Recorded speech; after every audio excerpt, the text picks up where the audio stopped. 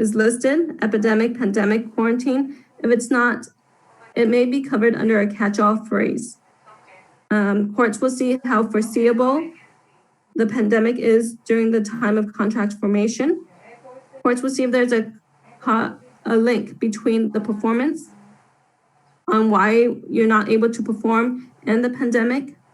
Courts will look to see if the parties did anything to mitigate, to address the issue, and the courts will look to see if notice was given.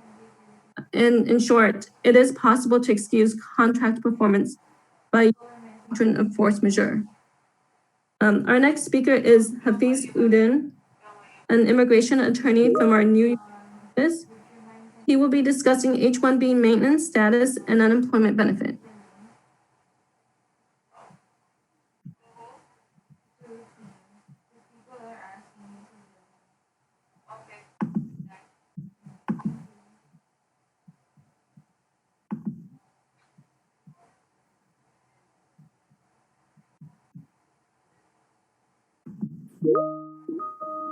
Hafiz?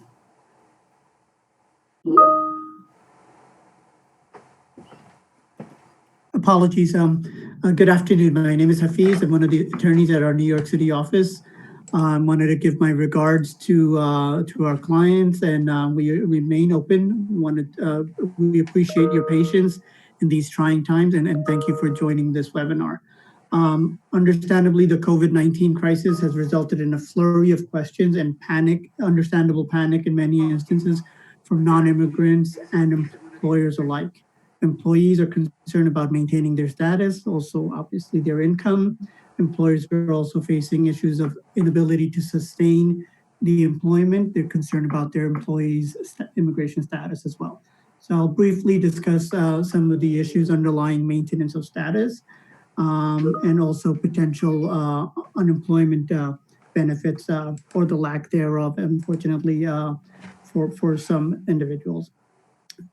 Sadly, USCIS has, despite widespread pleas, USCIS has provided little flexibility with regard to immigration matters. Other than extending certain deadlines, USCIS has not provided any type of extensions or some kind of forbearance or anything with respect to status. In terms of maintaining status, because the USCIS has not provided any flexibility at this point, individuals that are in H-1 status or other status pretty much as well must comply with the underlying requirements of their status, which means if you're an H-1 holder, you have to be working in accordance with the terms of your H-1B petition. You need to be getting the proper wage. You need to be working at the proper location. And essentially, you have to be working. So the issue obviously is how do we comply with the underlying obligations? For example, working from home. One of the ways around this is potentially in the event that the employee works within the same area of employment where the work site was originally intended according to the LCA, one option is for the employer to post on their career website or other electronic boards, or as well at the location, the home, the residence of the employee, the LCA posting. This is permissible so long as the work location is within a commutable distance from the original work site. So the posting of the LCA would suffice under those circumstances to allow the individual to work from home and still maintain status. Obviously, the salary requirements remain. In the event that the individual's work site is not within the commutable distance or outside of the MSA, then an LCA needs to be filed, an amended LCA needs to be filed, and an amended petition also needs to be filed. Obviously, that will be problematic with regard to the current conditions, especially without the lack of premium processing. All right, so what are the other options? The other options are, one, potentially the employee has to return home. In such case, the employer is required to provide return transportation and reasonable costs home for return home. The other option is for the H-1 beneficiary to potentially just take a leave on their own. Maybe they're unable to work, maybe they're fearful of conditions, and they decide on their own accord to take off, take a personal leave time. In such case, the status potentially can still be maintained under those circumstances. The other option is also for the employee to switch to B1, B2, or other non-immigrant category, potentially F1. Obviously, each has their own ramifications. It's something to explore. Other than that, there aren't much other options remaining for H-1B employees. Going on to the next slide, basically, there isn't any other options. In terms of compensation or unemployment benefits, unfortunately, H-1B holders are not eligible for unemployment benefits. Unemployment benefits are usually premised on the individual being able to take on employment essentially with any employer. As the H-1 employees status is tied to the petition and the underlying requirements, they can't accept employment with any other potential employer. Thus, H-1B holders are not eligible for unemployment. However, in contrast, H-4 derivative beneficiaries who also hold an EAD card, they are actually eligible because the EAD allows them to take on employment with any employer. Thus, based on that, they would potentially meet the requirements for unemployment benefits and could apply and get benefits based on the requirement, as long as they meet the other requirements for their state. All right, so that's it with respect to unemployment. The last thing I wanted to just comment on is that many of you are aware the H-1B cap registration lottery just ended. Many of you probably are getting notifications of selections in the lottery. The requirement is that the petitions must be filed between April 1st and June 30th. Premium processing is not available, as my colleague Dia Matthews, who will follow me, will discuss further. So on that note, I wanted to introduce Dia Matthews, a managing partner attorney at our New Jersey office. She'll be discussing additional H-1B related matters in view of the COVID crisis. Dia? Thanks, Hafiz. Thank you. So I will talk a little more in detail about the responses from both USCIS and Department of Labor, which are the two agencies that we primarily work with on the immigration front. Both the agencies have been issuing various press releases and responses. Unfortunately, they've not been very fast, and so we don't have answers to a lot of questions. AILA, which is the American Immigration Lawyers Association, has written to both Department of Labor and USCIS extensively, and we're waiting to hear back on several questions. So in the meantime, what we have is a suspension of the premium processing option. Premium processing has been suspended for both I-129 and for I-140 petitions. What does this mean for beneficiaries and employers? It means that you can still file extensions and beneficiaries can continue working for the 240-day rule, 240 days, which is permitted under the statute. But for those individuals who have crossed the 240 days, they'll be out of luck. We can probably try doing an expedite or something, expedite request, but those are not always honored by USCIS. Also adversely affected will be individuals who maxed out their 6 years of H-1B time. So as many of you might know, you need the beneficiary needs an I-140 approval before they can get a 7th-year extension of their H-1B time. So if premium processing is not available, they might be out of luck in terms of getting these I-140 approved. We also have to see how much of an impact this has on the adjudication of the H-1B cap cases.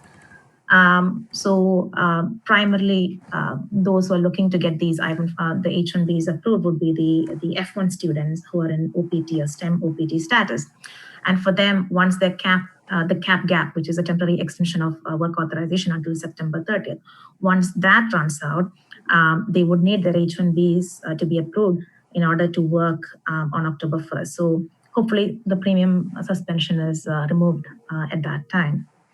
AILA has also asked USCIS to allow an automatic extension of status for all candidates for up to 6 months, but of course, we've not heard back. USCIS has also announced that all in-person interviews and biometric appointments will be cancelled until at least April 7. So if you've received a notice asking for an in-person appointment or a biometric appointment scheduled before April 7th, know that it will be rescheduled and it will be automatically rescheduled.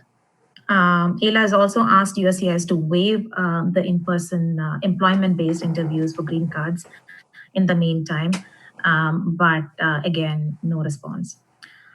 USCIS has actually allowed an extension. So it's not an automatic extension, but they have said that the timeline for responding to RFEs and things related to RFEs would be extended for 60 days. It's not an automatic extension. You do have to provide supporting documents, but at least there's that. I think it's also worth mentioning here that even if you file something late during the middle of this pandemic, as long as you can show that you had a good reason, maybe your attorney's office was closed, or maybe the beneficiary was not available or sick, and things like that, in all likelihood, USCIS will accept the late filing because there is a provision in immigration law to allow for late filings if there is, if there's good cause. And so, there's no need to panic. Even if something is filed a little late, it should still be acceptable. Next, I'll also talk about the measures implemented by Department of Labor. So before that, the other relaxation that USCIS has afforded is that they will take electronic signatures. They're not insisting on original signatures. So that's also a big, it definitely helps in terms of getting these filings out. From the Department of Labor, they have announced that there'll be a little bit of relaxation in terms of the perm recruitment timelines. So when it comes to labor certifications, those of you that work closely with Department of Labor know that there are very stringent timelines for doing recruitment.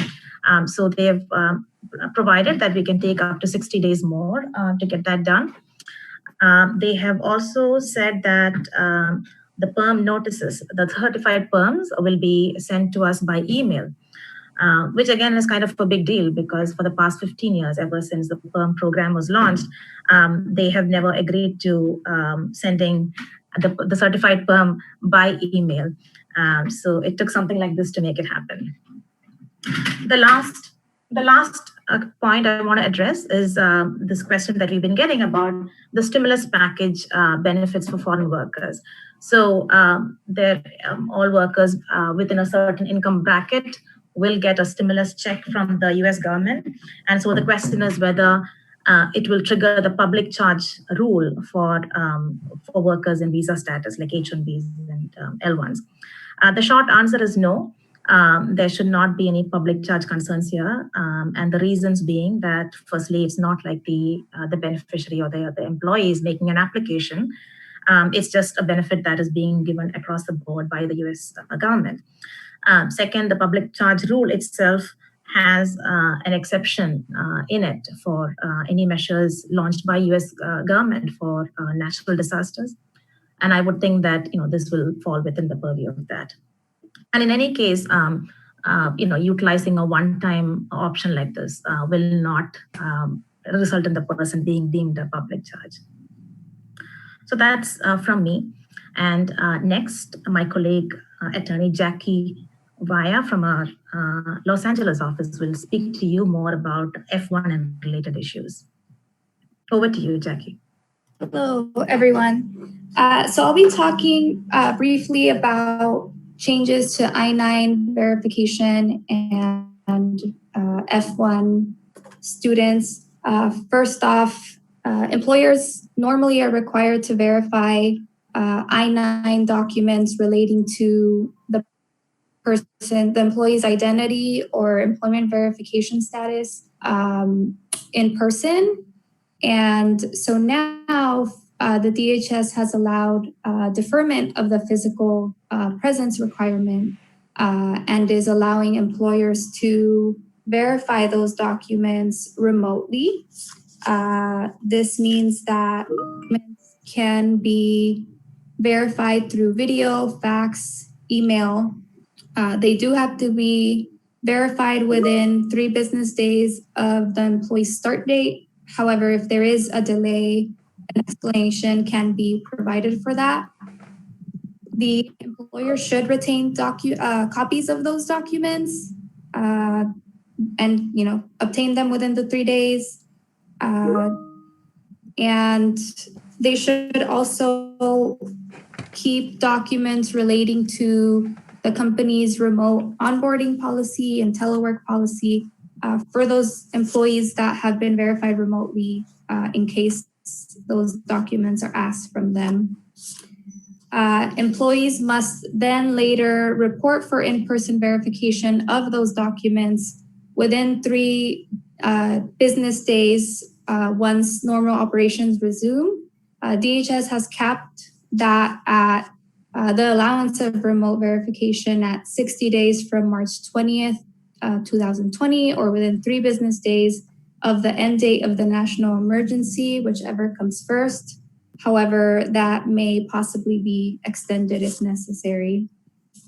Once the employer is able to verify those documents in person, they will have to go to Section 2 of the I-9 under the additional information field, and they will have to indicate that the documents were physically examined and indicate the date that they were physically examined, and they will have to list COVID-19 as a reason for the delay in the physical inspection.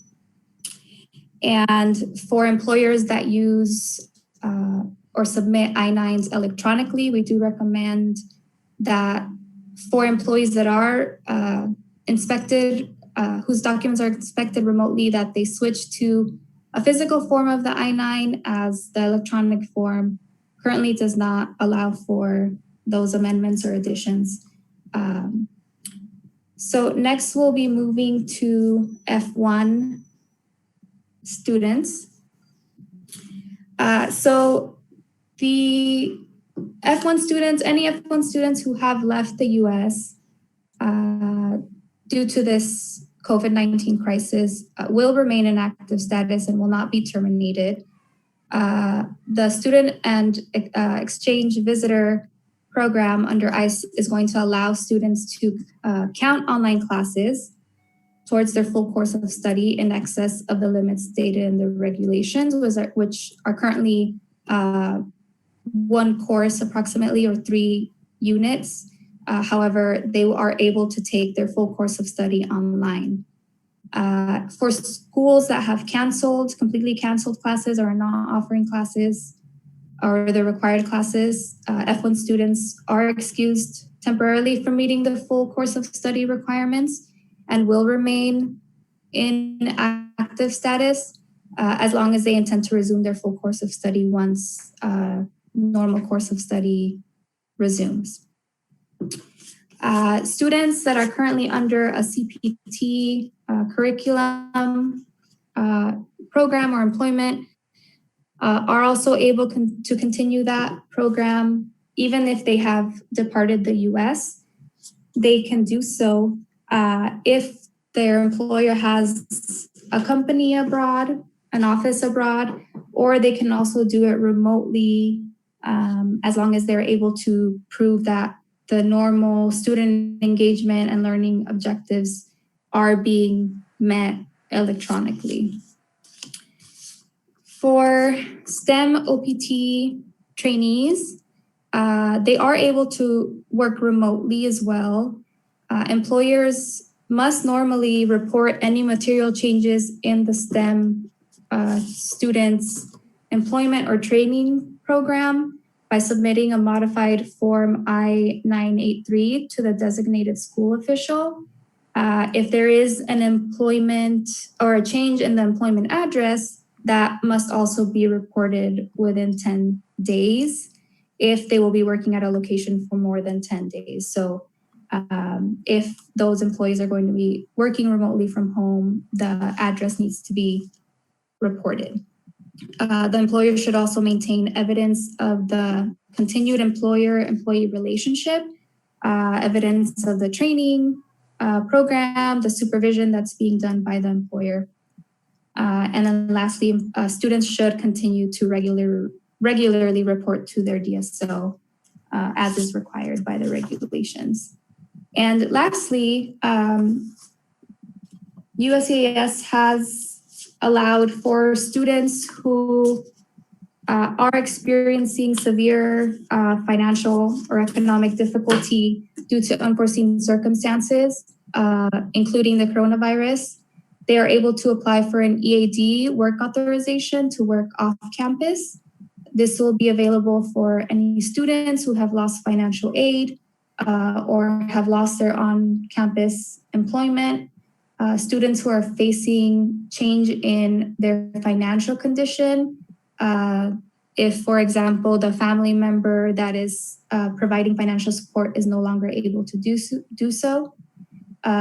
Students who have high medical bills or other large unexpected expenses or any unanticipated financial changes. And it's also available to students from countries who are currently under a state of emergency.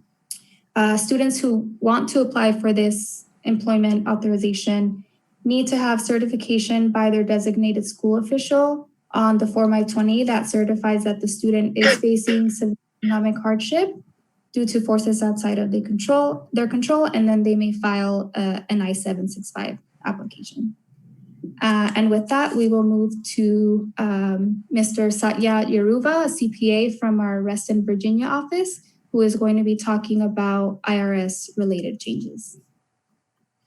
Hello everyone, good afternoon. I'm Satya Yeruva, CPA based out of Virginia office. Today we are going to discuss our tax and stimulus package section, where me and my colleague Kisle Banka are going to discuss tax extensions, various payroll tax credits and deferrals, small business loans, assistance and other reliefs that are available for small businesses. All these credits and assistance programs are available under recently passed Family First Coronavirus Response Act and CARES Act. To start with, IRS extended all tax filing and payment due dates by another 3 months. So those who are required to file and pay taxes by April 15th now got a 3 months extension. Note that the extension is for both filings as well as payments. Here one caution is those who have multi-state tax return requirement need to check due date for each of the state, because some of the states have not confirmed with IRS extension of 3 months. And now we will see some of the common questions that we get from our clients regarding the extensions. So what if I am unable to file my 2019 tax returns by July 15th? No need to worry, you just need to file extension by July 15th. So that you will get another 6 months time. Next question is 2019 tax return has already been filed and scheduled payment. Will this payment be automatically rescheduled? It will not be automatically rescheduled, but you can cancel the payment at any point of time before April 15th, and you can pay it by July 15th. Are extensions applicable to contributions to be made to HSA and IRA? Yes, of course, the extension of 3 months is applicable for contributions to IRA as well as HSA. Going to next topic, we will discuss tax credits that are available for small businesses. There are 4 different tax credits and deferrals that are available. First is the tax credits for paid sick leave and paid family and medical leave. Our attorney, Jaman, already spoke about mandatory paid sick leave and paid and family and medical leave under certain situations. In those cases, employer has burden of paying the salaries, even though employees do not work. So government offers a payroll tax credit for the 100% of sick leave and FMLA payments. So how does it work? Businesses need to calculate payments made to employees, and then while filing payroll taxes on quarterly basis, they need to apply for credit. However, one small caution is that this credit will be applied only on employer share of social security taxes. That is, you will get a maximum credit of 6.2% of taxes. If at all, if your credit is more than payroll taxes, then excess credit is refundable to employer. Next is tax credit for sorry, before slide please. Yeah, there is one more credit that is available for small businesses. So any small business can elect to apply up to $250,000 of credit against their payroll tax liability. Though it is not under present CARES Act, this has been available for last 2 years. Any business can get this credit if they have expenses under R&D. Next slide, please. So these are some of the common questions that we get from our clients regarding these credits. So what is the eligibility criteria for payroll tax credits? For any business with less than 500 employees are eligible under for a payroll tax credit. How self-employed individuals claim credit? In case of self-employed individuals, as they don't have payroll taxes, they can claim this credit under income tax. Can one get credit even if the employee work from home? No, because the whole objective of giving this credit is in case of employees don't work. If a business apply for loan under PPP, can they claim payroll tax credit? So loans under PPP, payroll protection program, which my colleague Kisley is going to discuss in detail in next few slides. If business avails loan under PPP, they won't be eligible to get the credit under this provision. So to go, if you go to next slide, the third relief is deferral of payroll taxes. All businesses can defer payroll taxes of 2020, and the same can be paid in 2021 and 22 equally. The fourth relief is payroll protection credits. The business whose revenue got reduced by 50% due to COVID-19 are eligible to get 50% payroll tax credit up to $10,000 per employee.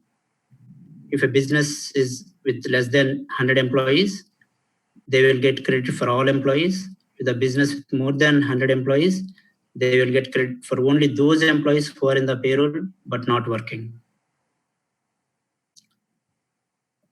We have got one question under this topic. Next slide, please. Are these tax credits or deferrals allowed if I apply for a paycheck protection program loan? No, again, this credit, if a business applies loan under PPP, they are not eligible to get this credit. I think with this, we have covered payroll tax credits and deferrals. Now my colleague Kisley Banka, he will discuss much talk about topic of payroll protection program loan, SBA loans, and other reliefs that are available. Over to you, Kisley. Thank you, Satya. Hello, everyone. I will be covering various aid and assistance available to the US businesses and individuals. Broadly, it will be in two parts. First part is available loan and assistance. And second, I'll discuss some of the features of CARES Act, the $2 trillion bill recently passed by government. Paycheck Protection Plan. I'll refer it to PPP plan. This is part of Coronavirus Relief and Economic Security Act, CARES Act. This is most attractive part of CARES Act is PPP plan. US government has allocated $350 billion to help small businesses to keep workers employed amid this pandemic and economic downturn. Importantly, these loans may be forgiven if the borrowers maintain the payroll during this crisis. Am I eligible? Any business concerned with employee less than 500 are eligible to apply for this loan. Sole proprietors, independent contractors are also eligible for this loan. Business should be in operation on February 15, 2020 and had employees for whom borrower paid salaries and payroll taxes, or paid independent contractor are reported on 1099 miscellaneous form. What lenders will be looking for? Lenders is going to ask a good faith certification from borrower that uncertainty of economic condition make the loan request necessary to support ongoing operation. The borrower will use the loan proceed to retain workers and maintain payroll or make mortgage, lease, and utility payments. Borrower doesn't have any other application pending for loan duplicative of this purpose. And from February 15, 2020 to December 31st, 2020, the borrower has not received a loan duplicative for this purpose. What lenders are not looking for is that borrower sought and was unable to obtain credit elsewhere. You don't have to provide any personal guarantee and no collateral is required for this loan. The question, how much I can borrow? You can borrow loan up to 2.5x of your average monthly payroll cost, not to exceed $10 million. The payroll cost here is regular payroll plus payroll taxes, employer part of payroll taxes and benefits. One thing we need to consider here that any individual paid over $100,000, the salary that exceeds 100K need to be excluded from this calculation.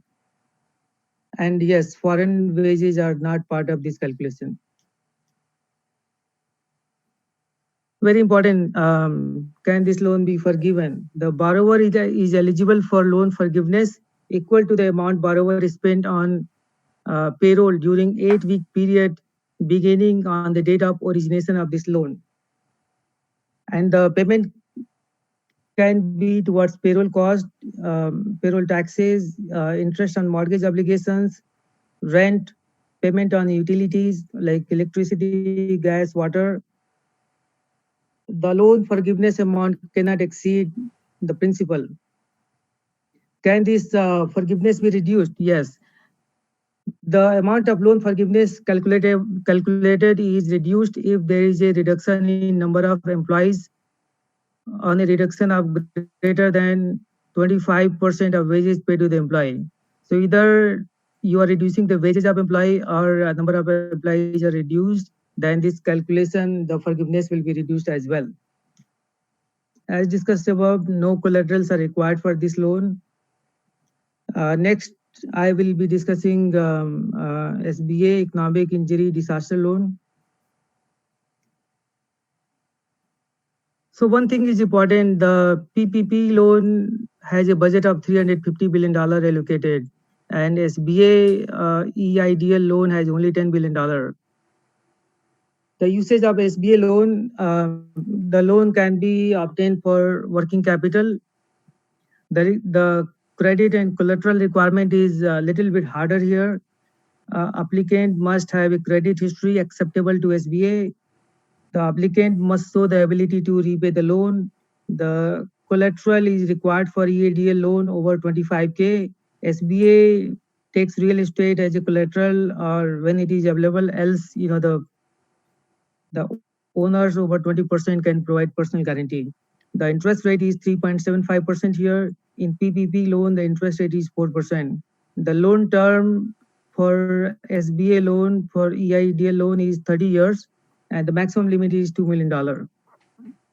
The loan term for PPP loan would be 10 years and the limit is $10 million. Is there any eligibility restrictions for SBA? Yes, if applicant who has not complied with the terms of previously SBA loan may not be eligible. This includes borrower who did not maintain required flood insurance or hazard insurance on previous SBA loans. One more important thing is that economic injury disaster loan cannot be used for refinance of long-term debts. Next, I will be discussing about some other loan program briefly. So in addition to these two major loan programs, there are several other programs available to help small businesses affected with economic injury caused by global pandemic. There are various financial institutions called Financial Development Corporation, FDCs. They partner through which these businesses can obtain 95% guarantee of a bank loan. The Jump Start loan program available, which is intended to provide small businesses technical assistance, training in financial literacy, and small loans. There are farm loans available for small farmers, technology companies. Although the technology company did not get anything special, except for all the benefits given to the small businesses. One negative provision in the act would be to exclude tech companies and other startups funded by venture capitalist partnership from getting any of the benefit accorded to small businesses. EXIM assistance, the Export-Import Bank of United States is coming to aid of all financial institutions and exporters in the United States that have been impacted by COVID-19 by announcing several relief provisions. EXIM banks are going to work with customers who are facing shipment problem, payment difficulties, liquidity problem to help them overcome these disruptions and assure them the flexible arrangements. Next, I will discuss some of the features of the CARES Act. I'll go through these quickly. The individuals, they are going to get paycheck from IRS. It will be $1,200 per individual, $500 for each child. A family of 4 can expect $3,400 check in next 3 to 4 weeks. One thing is important that these numbers are going to phase out if income is over 75K for individuals and 150K for married filing jointly. For businesses, the carryback of NOL, net operating loss, was suspended from 2019. Now businesses can carry back NOL for the 2018 to 2020 taxable years. And also the previous NOL was available only 80% of the taxable income in the current year. So that is also suspended for 2018 to 2020 taxable year. If you have any qualified improvement and that you can take the depreciation on expedite basis in the first year itself. You can do penalty-free withdrawals of retirement fund up to $100,000. Generally, there is a penalty of 10% if you withdraw early. There is a temporary waiver of required minimum distribution requirement in 2020. Increased individual and corporate charitable contribution deductions are available. There are deferral available for if you have a DB plan or other retirement plan. The deferral could be available for minimum contribution to DB plan. Starting from 2019, there were some restrictions on deduction of interest, and that restriction was up to 30% of the total profit. Now it has increased to 2019 and 20 for up to 50% of the profit. If there are student loan, employer can pay such student loan and they can take the full deduction before January 1, 2021.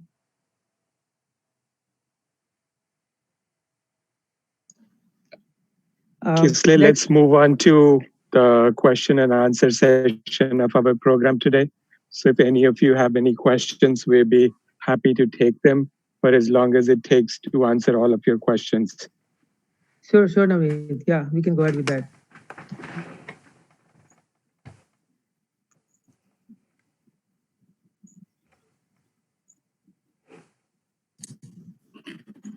Hello. Yes. Hi, my name is Parvati. I'm for immigration for Tawant, which is one of your top Clara's client. This is a more specific immigration-related question. Yes, please go ahead. So a lot of our clients are, some of our the management is asking about salary reductions for H-1B employees, especially if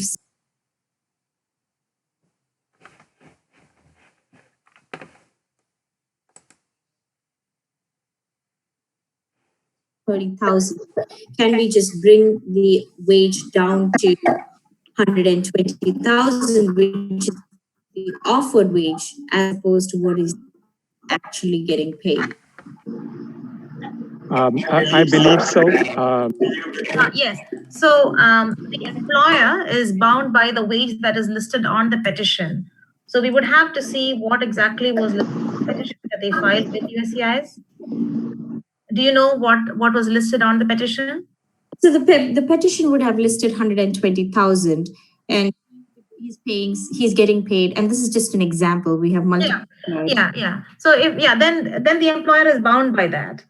Okay, but what if he's actually getting paid 130? Can we just bring him down to 120 overnight? Oh, yeah, that you can do. Yeah.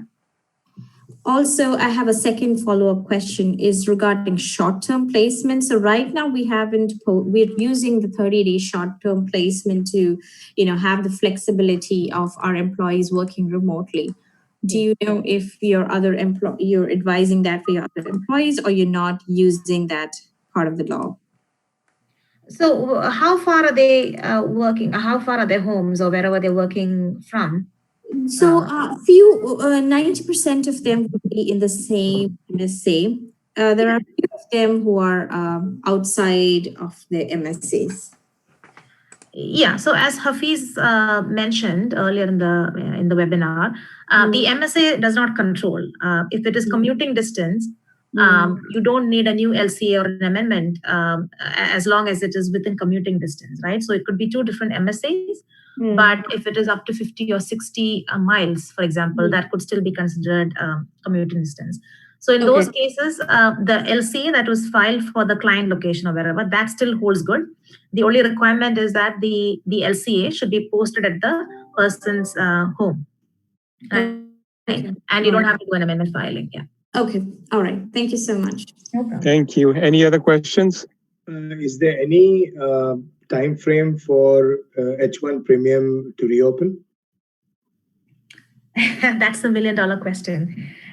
So we don't know. They have not really given any indication of when they expect it to resume. We would hope not more than 2 to 3 months. But there's really no definitive answer from USCIS. Thank you, Dia. Any more questions?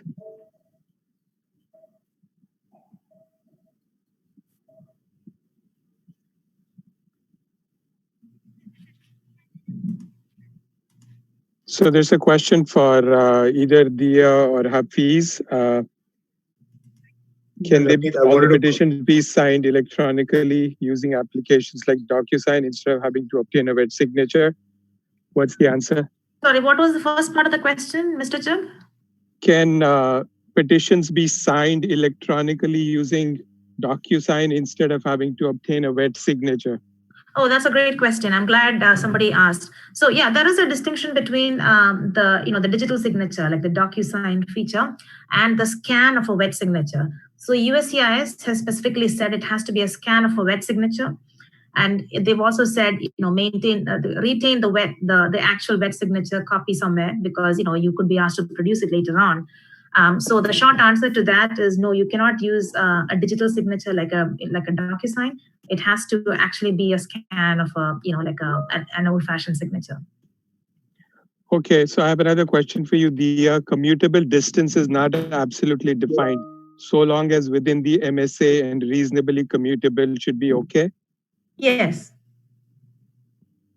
And the example I like to give is, for example, in Texas, right? It's a much larger state, and people are used to commuting longer distances. Of course, in New York, what is commuting distance would be much shorter. So the regulations actually provide flexibility. They say that when you say, that's why they have not really given a bright line rule for what is commuting distance. It really depends on on that local area and what is considered to be normal commuting distance in that region. So I'd say up to 60 miles is good. We know people who commute 60 miles every day. I think that's great. You should just rely on that. Okay, there's another question on how is it that H4 is dependent on H1 and how can they get unemployment benefits? And I'll answer that. The reason H4 people will get the unemployment is because one of the qualifications for unemployment is that you should be ready and willing and able to work. And because an H4 person is in the US and not going back, they're available to work. And that's why they get unemployment, whereas an H1 person has to leave the country if they don't have a job and therefore not available to work and therefore not eligible for unemployment.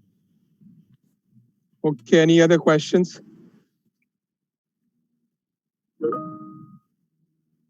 Somebody has a question. L1 processing delays? Yeah, so Kisle, there's a question for you.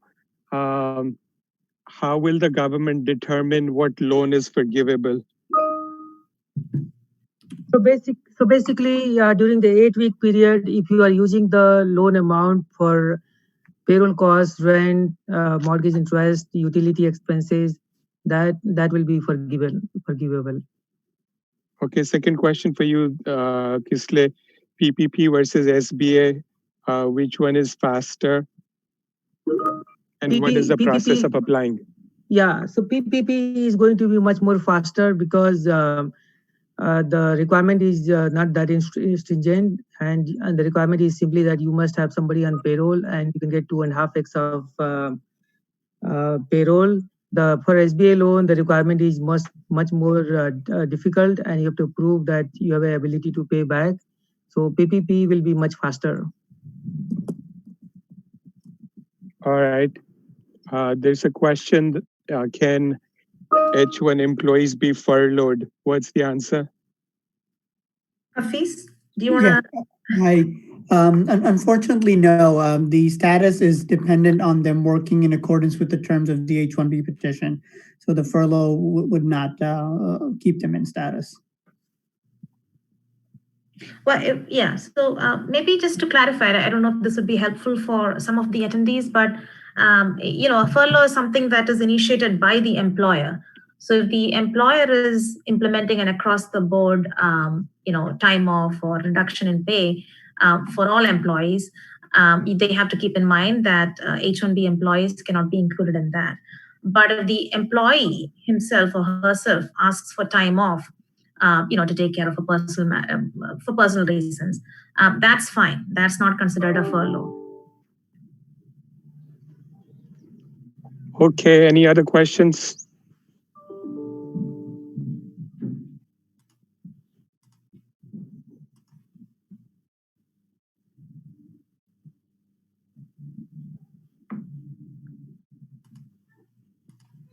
Hey, Navneet, I want to thank you and your team for such an simple, clear, and articulate webinar. Really helpful, and it's a good time. Thank you. So nice to hear that. Who was that? This is Irfan from Cloud Sufi. We have our own whole team here listening to you guys, and it was very, very helpful. Very nicely done. Thank you. Very glad to hear that. So we hope to do more, and we hope you'll join.